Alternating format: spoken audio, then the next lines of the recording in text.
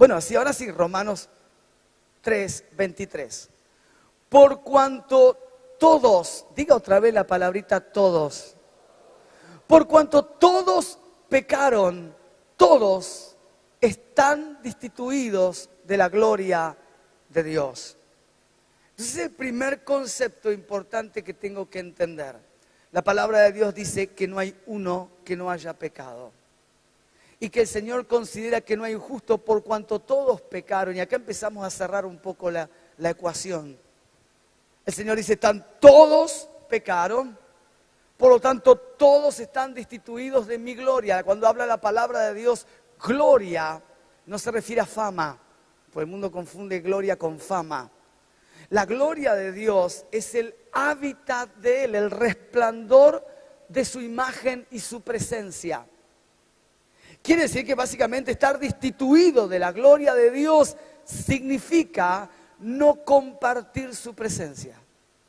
No habitar donde Él habita, no estar con Él, no discernir, no compartir su lugar, no tener su vida. Entonces el Señor te está diciendo en primer lugar, no hay un justo por cuanto todos pecaron. Y ese pecado me quita, me separa de la presencia, de la gloria de Dios. En el Antiguo Testamento Moisés tiene un encuentro con Dios.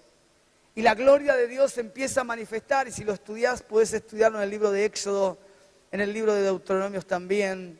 Y vas a ver, Números también. Y vas a ver cómo la gloria de Dios tenía distintas manifestaciones físicas.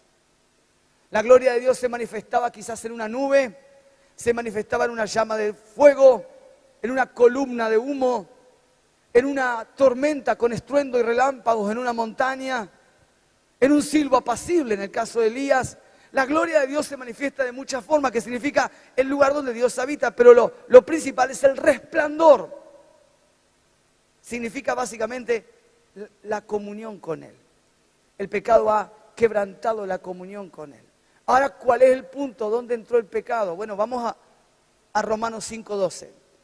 Por tanto, como el pecado entró en el mundo por un hombre, este es Adán, por el pecado la muerte, y así la muerte pasó a todos los hombres por cuanto todos pecaron.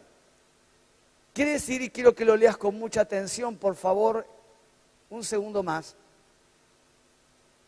La muerte no viene antes del pecado, sino que el pecado entró en el mundo por Adán, y por el pecado de Adán la consecuencia que es la muerte, y así la muerte pasó a todos nosotros, por lo cual todos los seres humanos morimos por consecuencia del pecado. Y si vos te ves en el espejo y ves que cambiaste y no sos la misma de hace 10 años, y ya tenés unas patitas de gallo, mi amor, acá, por más que la quiera, viste que las chicas se hacen las uñas. Mi hija, papá, me tengo que hacer las uñas, me tengo que hacer esto, me tengo que hacer el otro, y plata. Conozco y hay muchos padres que me entienden. Después me pueden ministrar, por favor. Por más que la maquille, mi vida, hay cosas que no van a cambiar. Ya el pelo no es el mismo y vas a ver que están apareciendo algunas canas, algunos se tocan, mira, algunas chapas menos también. Y es porque tu cuerpo está envejeciendo, básicamente tu cuerpo está muriendo. Y eso se debe al pecado. Entonces quiere decir que el pecado ha destituido la presencia de Dios del ser humano, y el pecado ha generado que el ser humano muera. Por lo tanto, esto te está diciendo obviamente que la teoría de la evolución es toda una falsa y una herejía, una mentira, porque la evolución involucra muerte, ciclo de vida y muerte, y eso es antibíblico. No es verdad, no es el origen. Dios creó al ser humano eterno, y la muerte entró por el pecado. Ese es el origen, esa es la verdad que está encubierta y que el mundo no te quiere revelar. Pero la palabra dice, y es clara, y la muerte pasó a todos los seres humanos por cuanto todos, diga otra vez todos pecaron. Y no hay uno que no haya pecado. Entonces, el concepto de Dios, para resumir esta introducción, el concepto y la visión de Dios no es que somos buenas personas que de vez en cuando nos equivocamos. La óptica de Dios es que somos todos malos que de vez en cuando hacemos cosas buenas. Agárrese la butaca. Gloria a Dios, muy bien. Alguien está escuchando. Agárrese la butaca. Porque mucha gente se pregunta, pero yo soy una buena persona, ¿por qué me pasan cosas malas? Soy una buena persona, ¿por qué tengo que padecer? ¿Por qué perdí un familiar querido? ¿Por qué perdí esto? ¿Por qué me va mal? Y el asunto no es que soy bueno y por qué. Lo asombroso es que todavía nos vaya bien. Porque la óptica de Dios es que su santidad ofendida demanda justicia de su parte. El pecado de la raza humana demanda justicia de su parte. Su santidad fue ofendida por el pecado del hombre. Y la santidad, y pensar que nosotros somos mejores. No, Señor, desde la óptica de Dios, el único bueno es Él.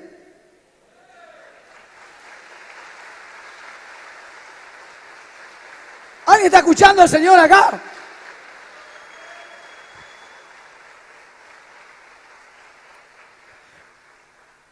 Y no entender esto, que somos malos y necesitamos desesperadamente el perdón de Dios y su salvación, nos impide llegar a la gracia de Dios.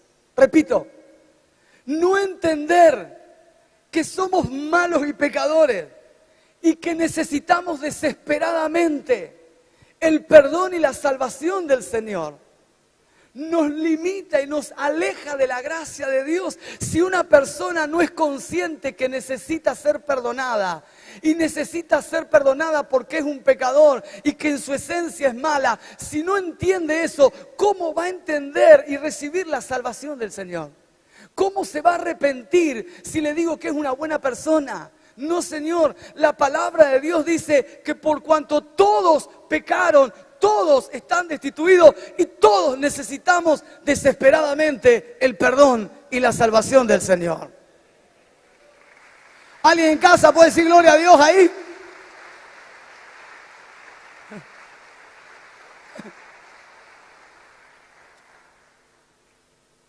En un momento el Señor habla de este tema con respecto a la oración. No está en la pantalla. Habla de la oración y de la poca fe. Y les dice, ¿cómo tu papá no va a responder, tu Padre Celestial no te va a responder si ustedes siendo malos, dice el Señor, saben hacer cosas buenas? Y si un hijo le pide pan, no le van a dar una serpiente. Y si un hijo le pide agua, no le va a dar vinagre. Si vos como padre sabés hacer cosas buenas y tu naturaleza es mala, ¿cuánto más tu Padre Celestial, que es bueno, no le dará cosas buenas a sus hijos que clamen? Entonces el punto es que necesito entender cuál es la óptica de Dios respecto a mi propia vida. Somos pecadores que necesitamos desesperadamente el perdón y la salvación del Señor. Cuando mires a un asesino, a un violador, a una prostituta, a un narcotraficante, cuando mires a la gente que vos digas detestable del mundo, que el mismo mundo la detesta, acordate que la diferencia entre el mundo y nosotros no es que somos mejores, es que la gracia de Dios nos ha envuelto y la sangre de su Hijo nos ha redimido. ¿Alguien está escuchando el Espíritu Santo acá? Mirá con empatía al perdido, porque entender esto, damas y caballeros, nos llevará a mirar con empatía al perdido, nos va a llevar a mirar con empatía al pecador, nos va a llevar a mirar con amor y misericordia al perdido. ¿Por qué? Porque entendemos que no hay diferencia, solo la sangre de Cristo y la gracia de Dios que nos ha envuelto, nos ha nos ha hecho renacer, pero en esencia somos iguales. Quiero hablar de 6 bendiciones del perdón de Dios. Porque acá, casi todo, si hubiera alguien que no fue perdonado todavía, esta tiene que ser su tarde, donde hoy el perdón de Dios lo alcance. Pero quiero hablarte de 6 bendiciones del perdón de Dios sobre sus hijos. ¿Qué es lo que hace el perdón de Dios sobre nuestras vidas? Y que no se vaya a tu mente este concepto. Si no entiendo que soy un pecador, nunca voy a poder recibir la salvación tan grande que Él tiene. Si no entiendo que soy un pecador que necesita desesperadamente perdón y salvación, ¿cómo voy a recibir su misericordia y su gracia? Es una mentira del diablo decirle a la gente que es buena. Porque el que se mira como buena persona, ¿cómo se va a arrepentir de sus pecados? Pero quien entiende por la palabra de Dios que es un pecador y que está bajo un juicio y necesita desesperadamente el perdón del Señor, ese sí va a correr y ese sí va a pedir perdón al Señor y ese sí va a tener salvación y una vida abundante. Así que rápido con el mensaje. Punto número 1. El perdón limpia lo que el pecado contamina. Anótelo, por favor. El perdón limpia lo que el pecado contamina. Primera de Juan, capítulo 9. El apóstol Juan está escribiendo a finales del siglo I. Quiero hacer un contexto para entender lo que está pasando acá y poder entender mejor la carta. La iglesia, esto es año 90, antes del 95, antes de la persecución de Domiciano, es una de las persecuciones del Imperio Romano, la iglesia enfrentó una herejía y una falsa doctrina terrible. Estaba siendo amenazada por lo que se llamó el gnosticismo. El gnosticismo empezó a infiltrarse por las iglesias. San Juan, el apóstol Juan, era el último de los apóstoles vivos en esta época. Y él está escribiendo una carta universal a todas las iglesias desde la ciudad de Éfeso, la ciudad más cosmopolita y la ciudad más potente económicamente hablando de esa época. Éfeso tenía una población de unos 500.000 personas en ese momento aproximadamente. Hágase una cuenta que es una ciudad de 10 millones de hoy sería, una cosa así. La economía del mundo pasaba por ahí. La idolatría y el politeísmo del mundo pasaba por ahí. Y falsos maestros se habían infiltrado en la iglesia con esta herejía. ¿Y qué decía esta herejía? El gnosticismo. Básicamente decía que la materia era mala y que el espíritu era bueno. Y que uno tenía que tener, aparte de la Biblia y de los escritos, un tipo de conocimiento superior para conocer la verdad. Que aparte de la Biblia necesitaba otra cosa más. Y llegaron al punto de decir que como el cuerpo es malo y el espíritu es bueno, tratar el pecado había que flagelar el cuerpo. Y claro, la herejía era tan grande que llegaron a decir que entonces Jesús no vino en carne, porque se hubiese contaminado, ese cuerpo no era real. Y algunos se fueron al otro extremo. Decir que como habían nacido de Dios ya no podían pecar y por lo tanto no tenían ningún tipo de pecado. Y cualquier inmoralidad que tuvieran no era pecado porque ellos ya no podían pecar. Entonces, claro, en esas dos cosas, esa terrible herejía enfrentó y confrontó a la iglesia en el siglo I, siglo II y siglo III. San Juan es el último de los apóstoles, él está escribiendo esta carta. Papías es un padre apostólico, alguien que vio personalmente a Juan y fue discípulo de él, escribe en uno de sus escritos, está registrado, documentado hasta la fecha, tenemos copias de eso, él describe a San Juan como una voz viva todavía. Era consultado y él por el Espíritu Santo escribe y habla de esta verdad, que el pecado necesita ser perdonado y que el pecado está presente en nuestro cuerpo todavía. Dice 1 San Juan capítulo, dice así, no es 9:5 creo, bueno, vamos. Pero si andamos en luz, como Él está en luz, tenemos comunión unos con otros y la sangre de Jesucristo, su Hijo, nos limpia de todo pecado. Acá, discúlpame Felipe, después ponemos un 1 ahí, no un 9, es 1, 7 al 9, no importa. Seguimos, dale, para que la gente no se confunda. Si decimos que no tenemos pecado, nos engañamos a nosotros mismos y la verdad, ¿qué dice ahí? A ver, vamos a repetir, vamos de nuevo con el 7, volvémoslo para atrás, que esto está bueno, como que hay que repetirlo varias veces. Dice, pero si andamos en luz, como luz significa verdad y santidad. Si andamos en verdad y santidad, como Él está en luz, tenemos comunión unos con otros y la sangre de Cristo, de Jesucristo, su Hijo, ¿qué hace la sangre de Cristo? Nos limpia de todo pecado. Verso 8, ahora sí. Si decimos que no tenemos pecado, ¿qué hacemos? Nos engañamos a nosotros mismos y la verdad no está en nosotros. Verso 9, pasamos ahí. Si confesamos nuestros pecados, Él es fiel y justo para perdonar nuestros pecados y limpiarnos de toda maldad. De un aplauso al Señor ahí, vamos.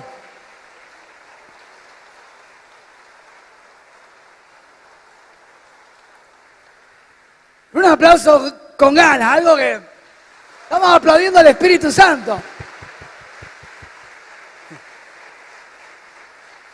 Muy bien. Versículo 7. Si alguien lo conoce a Dios, debe andar como Él anduvo. Lo que te está diciendo es que nadie puede, y ahí le está pegando a los gnósticos, que estaban diciendo que el pecado no existía y que ellos ya no podían pecar.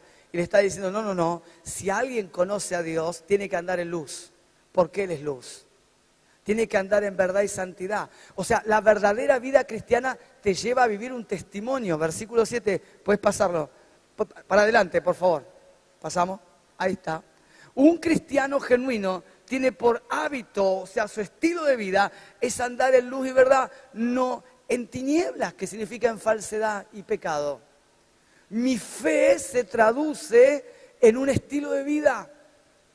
Nuestra fe se traduce en un estilo de vida.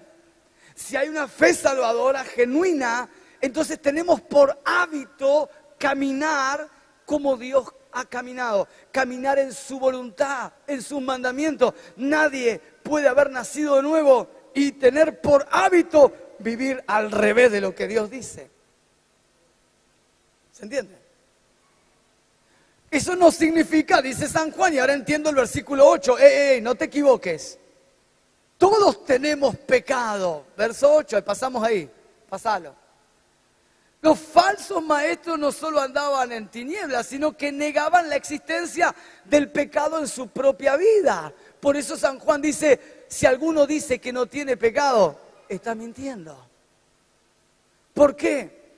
Porque cuando el Señor te salvó y me salvó, destruyó el poder del pecado, pero no la presencia del pecado.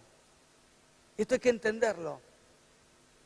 La presencia del pecado será erradicada cuando tengas un cuerpo glorificado y estés en el cielo. Que allá vamos con algunos acá. Ya no hay ninguno levantó la mano. ¿Alguno va al cielo acá? Mirá cómo algunos ni levantan la mano. Con este mensaje no levanto la mano. No, usted va al cielo porque el Señor lo ha salvado. No es un tema de usted, es un tema de Él. ¿Se entiende? Ya te está dando cuenta que no depende de nosotros. Muy bien. Entonces, Él te está diciendo, si alguno dice que no tiene pecado, la presencia del pecado será destituida cuando tengas un cuerpo nuevo. Pero mientras estés en este cuerpo acá en la tierra, tenemos presencia del pecado, por eso envejecemos y morimos. ¿Se entiende? La muerte viene como consecuencia del pecado, por eso te encaneces, por eso las enfermedades, por eso las tragedias, por eso las guerras, por eso la maldad, porque hay pecado en el mundo. Está la presencia del pecado. Pero si alguien ha nacido nuevo en esta tarde, el Señor dice que al poder del pecado le ha dado un golpe de muerte para que ya no vivamos en el pecado, sino que andemos en el Espíritu.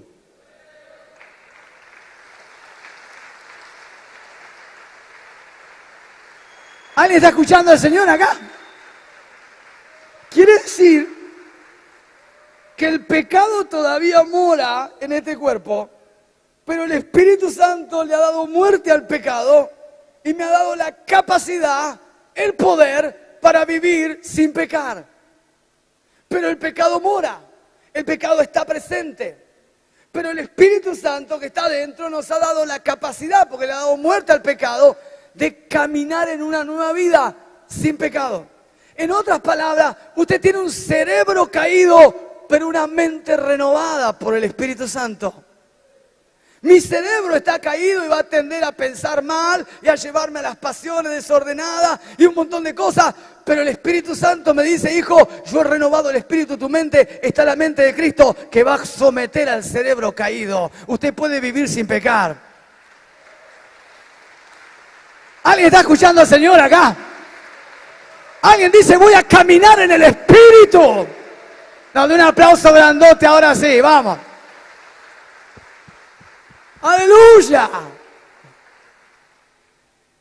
Es bárbaro, porque entonces te está diciendo, hey, ellos maestros, los falsos maestros que andaban en inmoralidad, decían, no, lo peor de todo es que decía, tengo comunión con Dios. Y acá Juan te está diciendo, nadie que viva en tinieblas puede decir que conoce a Dios. No, Señor. Entonces, dice, si una persona nunca admite que en realidad es pecador, la salvación tampoco puede ser una realidad en su vida. Si yo no admito que necesito salvación, ¿cómo voy a recibirla? Pasamos. La confesión continua del pecado es la indicación de que esa persona es realmente un cristiano verdadero. Porque la confesión del pecado te lleva a tener una relación con Dios. Ahora, atención acá. Dice San Juan 1:9, si confesamos nuestros pecados, Él es fiel y justo. ¿Para qué? Para perdonar nuestros pecados y limpiarnos ¿de qué? De toda maldad. Ahora, la confesión no significa repetir lo que hiciste. Eso es una doctrina que traemos del catolicismo, donde te decían, decí que hiciste, mentí, 4 Padres Nuestros, 3 Ave María y ya está. No es lo que significa acá confesar. No es decir que, por ejemplo, no es decir el pecado. Confesar significa confrontar el pecado con lo que Dios dice del pecado. No es repetir lo que hice. Cuando alguien confiesa sus pecados no es que dice, bueno, mentí. No, eso no es confesar. Eso es repetir lo que uno hizo. Eso no es confesar desde el punto de vista bíblico. Confesar significa decir lo que uno hace y confrontarlo con lo que Dios dice. Entonces, si alguien cae, por ejemplo, en el pecado de la mentira, una confesión genuina sería, Señor, mentí. Y tu palabra dice que la mentira es pecado y la aborreces. Y que el que miente se hace hijo del diablo porque él es mentiroso desde el principio. Eso es confesar.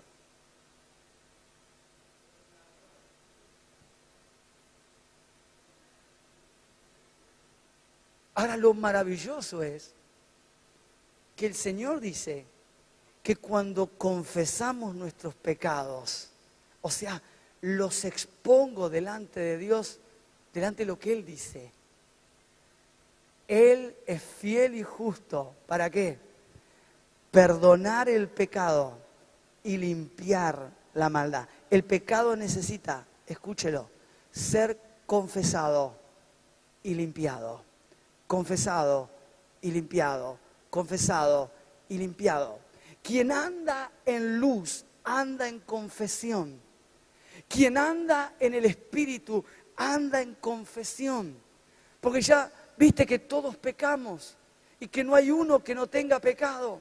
Entonces, una señal de que el Espíritu Santo está acá adentro es que nosotros continuamente vivimos en una confesión y esa confesión hace que el Señor perdone y limpie, perdone y limpie. Señores, el perdón implica limpieza de todo lo que el pecado contamina.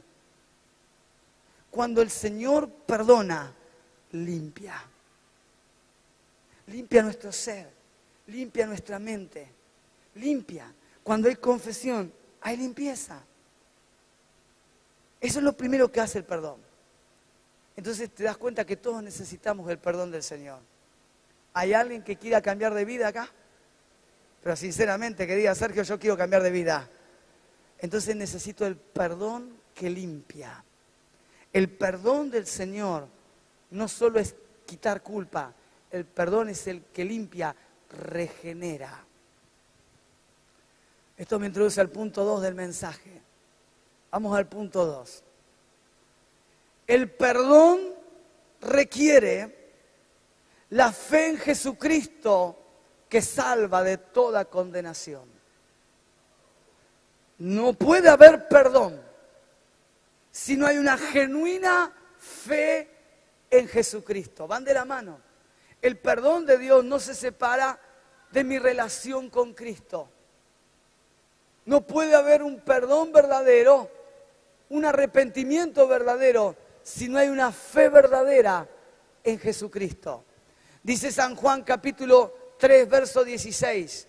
Porque de tal manera amó Dios al mundo, que ha dado a su Hijo unigénito para que todo aquel que en Él crea, no se pierda, mas tenga ¿qué? Verso 17. Porque no envió Dios a su Hijo al mundo para condenar al mundo, sino para que el mundo sea salvo por Él. Y el que en Él cree, ¿qué dice la palabra de Dios? No es condenado. Pero, atención acá, pero el que no cree ya ha sido condenado, porque no ha creído en el nombre del unigénito Hijo de Dios. Verso 19, y terminamos. Y esta es la condenación, que la luz vino al mundo y los hombres amaron más las tinieblas que la luz, porque sus obras eran, ¿qué cosa? Malas. Señores, no hay 2, 3, 4, 5 caminos. No hay un punto de vista relativo de lo que me parece a mí. No. La palabra de Dios dice, hay un solo camino. Y la palabra de Dios presenta un solo camino, y ese es Jesucristo. Alguno dijo amén por allá al fondo. Amén. Amén. Él envió a su Hijo. Él envió a su Hijo para que todo aquel que en Él crea sea salvo. Y vamos a hablar qué significa eso. Pero quien acepta al Hijo ha sido perdonado. Ya ves que salvación y perdón es lo mismo. No puede haber perdón si no hay fe verdadera en Jesucristo. Pero quien rechaza a Jesucristo ya ha sido condenado. Significa ya está en tinieblas. No hay término medio. Como sea tu relación con Cristo, como sea tu corazón con Jesucristo, quien sea Cristo para vos, va a depender si el perdón de Dios me ha limpiado o no. Porque no se puede estar a la mitad. O Jesucristo es el Hijo de Dios que resucitó de entre los muertos, ascendió al cielo y ha pagado por mis pecados, o Jesucristo es una persona más. Y el Señor dice, quien acepta la verdad, ese es salvo.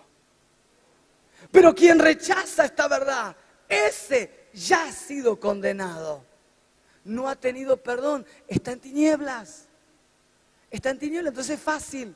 Cuando veas a un cristiano verdadero, preguntarle, ¿quién es Jesucristo? Ahora, claro, vamos a estudiar un poquitito más. Esto, fe en Jesucristo no significa simplemente un asentimiento mental, intelectual, simplemente afirmar lo que la Biblia dice. No, Señor. En primer lugar, dice la palabra de Dios que Él ha venido para que tengamos, ¿qué cosa? Vida eterna. Y la vida eterna que Él nos quiere dar no significa largura de tiempo, no significa eternidad, en cuanto a que son muchos años. La vida eterna, literal, significa la vida del mundo venidero. Quiere decir que quien ha creído en Jesucristo tiene la señal en sí mismo de participar, de experimentar la vida que va a tener en el cielo antes de ir al cielo. Quien ha creído en Jesucristo y tiene vida eterna, está participando de la vida que va a tener en el cielo antes de llegar al cielo. Esa es la vida de Dios que Él tiene para sus hijos. O sea, una persona que cree en Jesucristo y ha sido perdonada, es una persona que ha sido renacida del Espíritu Santo, llena, limpia y vitalizada en su interior. Alguien que tiene un testimonio adentro puede tener la vida del cielo en la tierra. Esa es la vida abundante que Jesucristo tiene para todos aquellos que se acerquen a Él. ¿Alguien está escuchando el Espíritu Santo acá? No, de un aplauso más grande, por favor. Allá en casa, un gloria a Dios. Entonces, no se puede recibir perdón sin tener fe en Jesucristo. Ese es el camino. El camino es ese. Rechazar la verdad de quién es Jesucristo me pone en un estado de condenación. Pero quien ha recibido a Jesucristo, lo primero que tiene que es, dije, vida eterna, que es la vida de Dios, un testimonio en sí mismo. Usted puede disfrutar de la vida venidera hoy. Eso se llama el testimonio interior de los creyentes. El Espíritu Santo que está acá. Sos un renacido del cielo en la tierra. Eso es el cristianismo. El cristianismo no es una religión más. El cristianismo es ser un renacido del cielo en la tierra. Alguien que tiene la vida que Dios puede dar. Alguien que puede disfrutar de las riquezas venideras de antemano acá en la tierra. No solo eso, pasemos. Dice el que ha creído. Ahora creer, te dije, no es simplemente saber y de repetir como un loro quién es Jesucristo. No, Señor. Creer significa entrar en el nombre. Entrar significa unirse a Cristo. Creer es unirse, por lo cual creer y tener una fe verdadera significa tener confianza y compromiso con Cristo. Una fe verdadera que es producto de haber sido perdonado y limpiado de mis pecados me lleva a tener una confianza y un compromiso con Jesucristo, y que finalmente esa confianza genera una nueva naturaleza que te lleva a caminar como Él quiere que camines. Amén, hermano.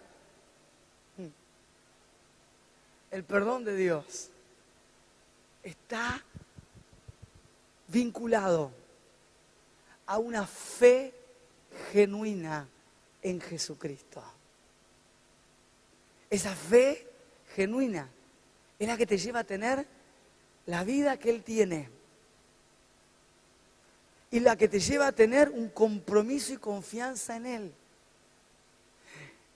El cristiano, la cristiana verdadera, camina comprometido con el Señor.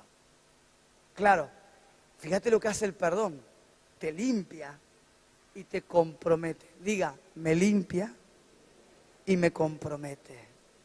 El perdón verdadero me limpia y me compromete. ¿Qué? 3.3 el mensaje.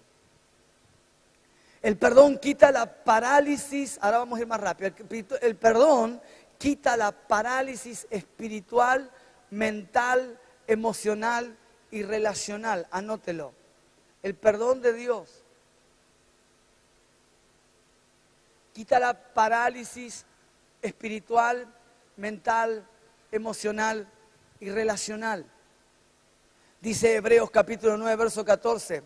¿Cuánto más la sangre de Cristo, el cual mediante el Espíritu Eterno se ofreció a sí mismo sin mancha a Dios, limpiará vuestras conciencias de obras muertas para que sirváis al Dios vivo?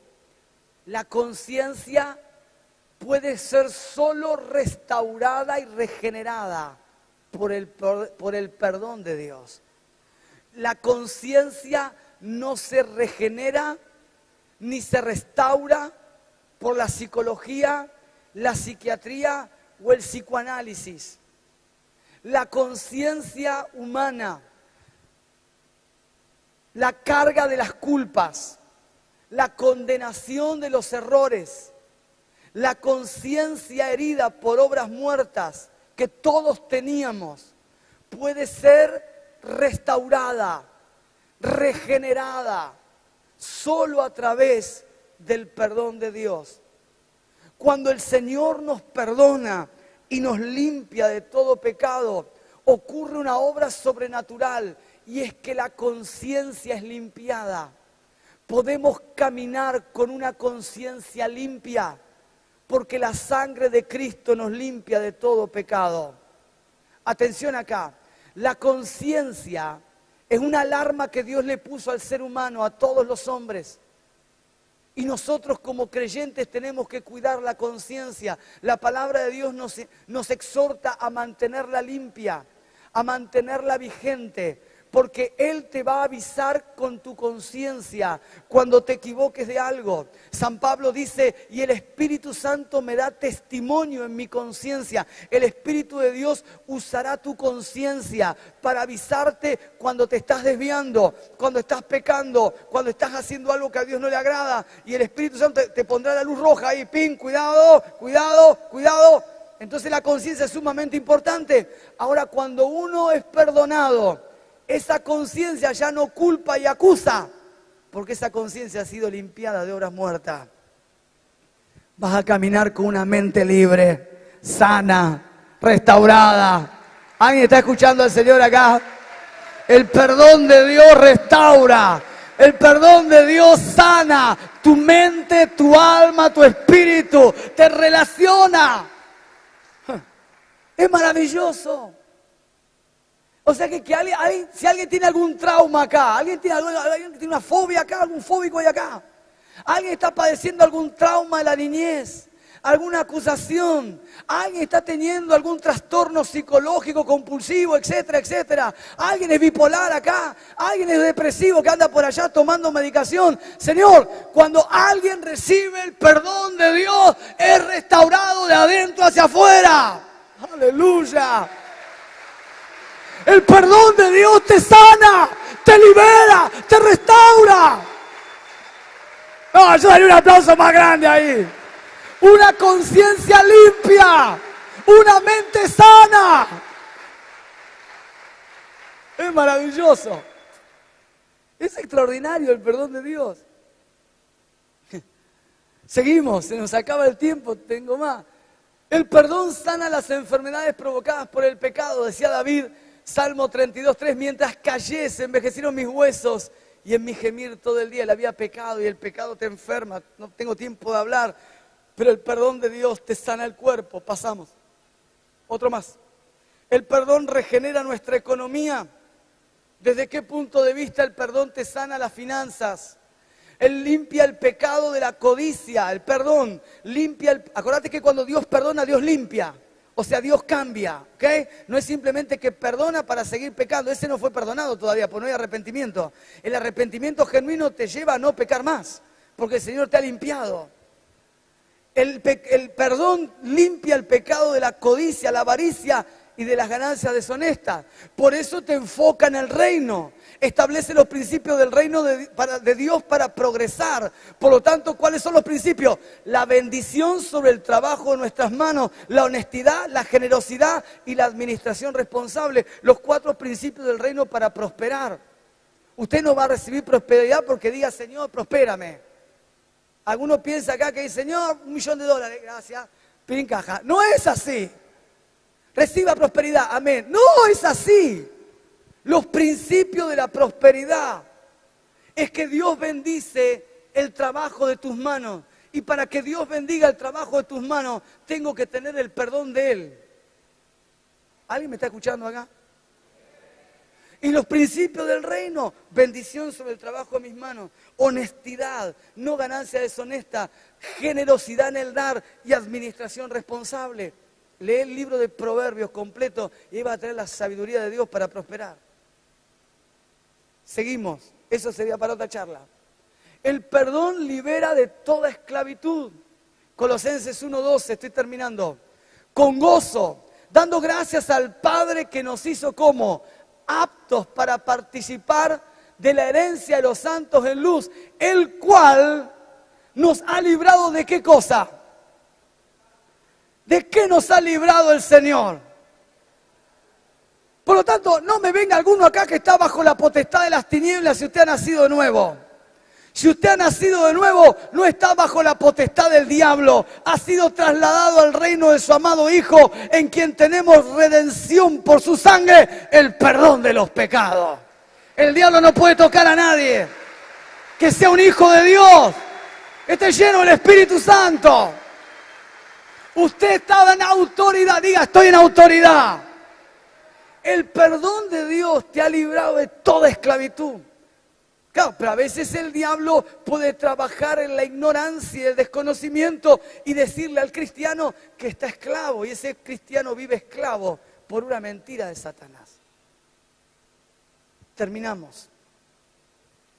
Para concluir, hoy los cielos están llenos de misericordia para regenerar tu vida.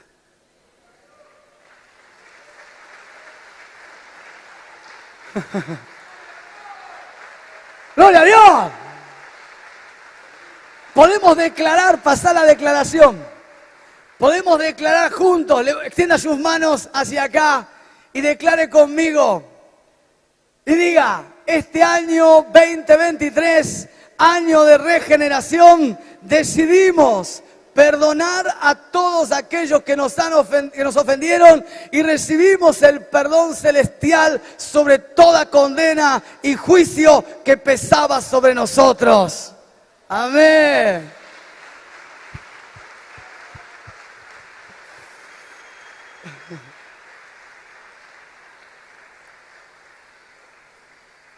¿Cuántas buenas personas tengo acá? Levantaron la mano los pecadores. No entendieron nada. ¿Cuántas buenas personas tengo acá? No entendió nada. ¿Qué dice Dios respecto de cómo somos nosotros? Pecadores arrepentidos, salvados por la gracia de Él, pero pecadores. Es tan tremendo esto. Me dijo la directora de TV que tengo que estar acá porque hay una cámara menos. Así que no me puedo estar allá. Entender esto, fíjate que pregunté, ¿somos buenas? Sí, te mirás al espejo y pensás que sos buenos, pero la óptica de Dios, ¿qué dice? No hay uno. Esto le pasó a un fariseo. En Lucas capítulo 7, lo podés leer después en tu casa. Un fariseo que se llamaba Simón. Y le rogó a Jesús que fuera a comer a la casa de él.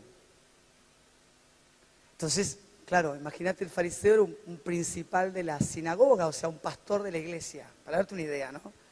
Y se juntó con otros fariseos, otros líderes de la iglesia local, e invitaron a Jesús para que venga a comer con ellos. Era la costumbre de aquella época, se sentaban, no había mesas como a esta altura, las mesas eran todas bajitas y te sentabas en el piso, ¿sí? Tipo como indio, como en el jardín de infantes se sientan los pibes, ¿está? Y claro, y hacían una media luna normalmente, y los hombres comían de un lado y las mujeres y los niños del otro, ¿está? Costumbre de ellos, de aquella época. Y Jesús es invitado. Jesús está parado, llega a la casa de Simón, y mientras él está siendo recibido por Simón, que era el anfitrión y había hecho un banquete, una buena cena, y la gente que estaba ahí, irrumpe la escena una mujer pecadora. La Biblia dice que era una mujer pecadora. A pocas palabras, buen entendedor. Era una mujer de la calle. Y claro, cuando se acerca, dice la Escritura, que se acerca detrás del Señor. Él está parado hablando con Simón y con los fariseos, y detrás viene la mujer, se arrodilla a los pies con un frasco de alabastro, de perfume, de nardo puro, y lo rompe. Y empieza a llorar a tal punto que los pieta si soy el Simón de la parábola o soy la mujer pecadora. El perdón de Dios es para todos. Padre, he dado tu palabra, Señor, Y tu palabra jamás volverá vacía. Tu palabra es fiel y verdadera.